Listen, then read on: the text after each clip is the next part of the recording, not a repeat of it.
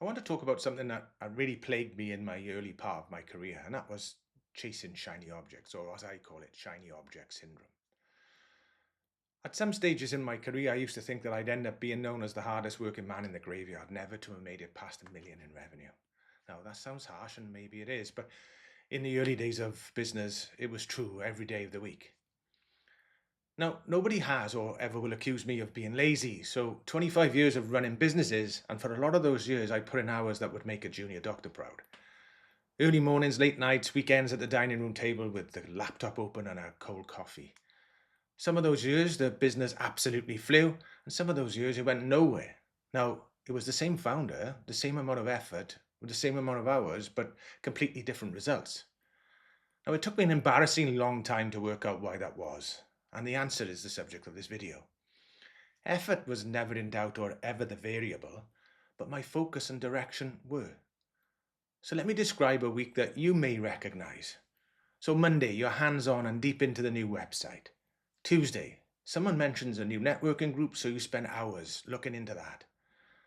Wednesday, a supplier shows you a sexy new piece of software. It looks like it's the answer to all your prayers. It looks so great that suddenly you're migrating systems. Thursday, you've had an idea on the drive into the office, so for a whole new service line, and you spend all day with your team sketching it out.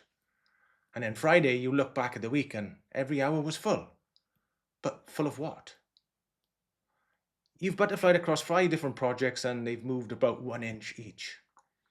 Nothing moved a mile and you've been very busy achieving very little. Now, I don't think I've ever met a founder who isn't busy, but I've met plenty who are busy doing the wrong things. But honestly, it is hard work to know what to prioritize or even what you should get done, what you have to move forward if you haven't identified where forward is or where you're trying to end up. Now, that was me for years. New ideas that always felt like progress. And it was always great starting something new because it gives you a buzz that finishing something never quite does. I think that's part and parcel of being an entrepreneur. We love starting things, not so great at finishing things. So, being honest, I chased crazy opportunities that wasted so much of my time and chased on so many wild goose chases that had nothing to do where the business was supposed to be going. But they all looked exciting and they promised easy money, while the boring work that would have moved the business forward just sat there waiting for me normally. Now, all these supposed business gurus will tell you that the answer is things like discipline, grind, wake up earlier, cold showers. To be honest, that's all fucking rubbish. You can't out-effort a direction problem. Working harder in the wrong direction just gets you lost quicker. Now, there's a great saying that you can't get away from when I think of, which is, if you don't know where you're going, any road will get you there. And that's what I lived on for ages and ages and ages. Now, the fix is one question, and it's a question I now ask every founder in our first session together. What are you actually aiming for? What are you going for? Now, I don't want the polished answer to that when I ask that question. I want the real one. Now, it could be a number, an exit, a certain type of lifestyle. A business runs that while you watch your kids grow up and play football, ride horses, whatever it may be. But it has to be specific enough to build towards, since everything else in this video hangs off that.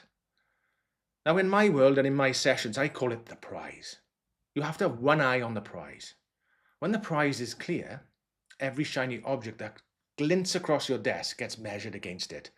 And the measuring just then takes 10 seconds. Now, that's when things get clear and choices become much, much easier. It gives you focus and keeps you on track. When that new idea lands on your desk, one question filters it. Does this move me closer towards my prize? Now, if the answer is yes, get it in the plan.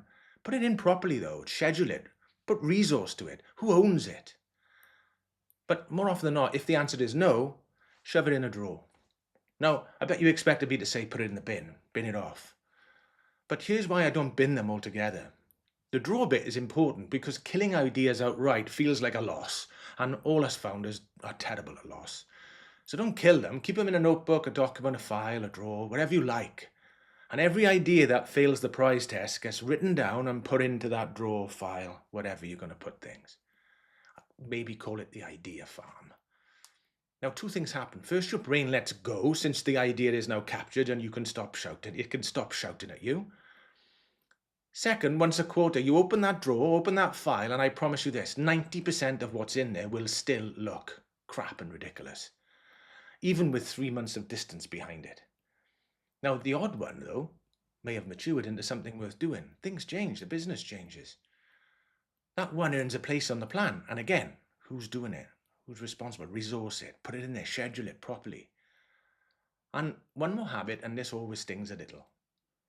What I want you to do at the end of every week is look at your diary and ask what percentage of the week served your path towards that prize.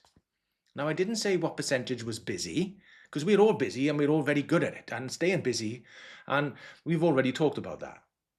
I want to know what percentage was aimed, what percentage was targeted and intentional. The first time founders do this with me, honestly, the number is usually between 10 and 20%. You think about it, 10 and 20% working towards that prize. That's only a small amount of focused effort pushing you towards the one thing you're aiming at, the prize. Now imagine taking the same effort you already put in, no extra hours, no cold showers, but being able to focus between 60 or 70% of it at that one destination, the prize. Now that's the goal that we're working towards right there.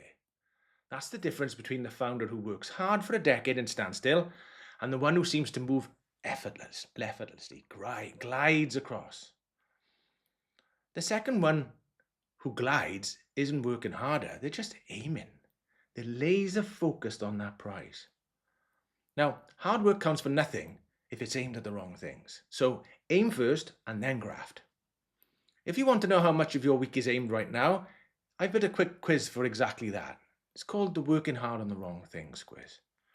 2 minutes and it gives you a straight answer, and the link is in the description and is pinned below. Now, I'm Steve Matthews. I mentor founders who want to build business that work without them. Subscribe to it. Now go and write down what your prize is.